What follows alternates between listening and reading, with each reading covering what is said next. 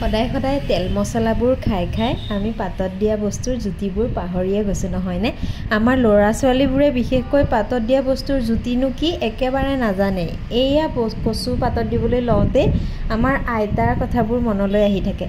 আইতাই যেতিয়া কচু হওক সৰু মাছ হওক পাতত দিয়ে তেতিয়া খেৰৰ টোপোলা এটা কৰি তাৰ মাজত বস্তুখিনি সুমুৱাই দিয়ে আৰু জুইডাল লগাই অলপ অলপ পানী ছটিয়াই দিয়ে। উমি উমি জ্বলি থাকি যিটো তাপ হয় তাৰ মাজতে বস্তুখিনি খুব ধুনীয়াকৈ সিজি আৰু সুস্বাদু হৈয়ে থাকে।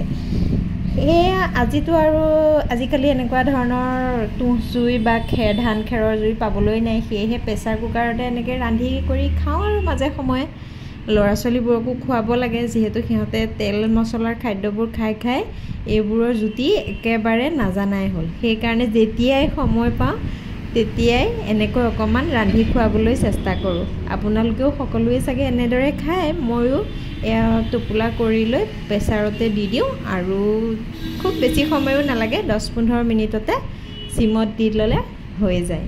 আৰু এয়া দেখিছেনে, আপোনালোকে সোৱাদ অনুসৰি সকলো বস্তু দি ল'ব আৰু। আজিলৈ আহিছোঁ।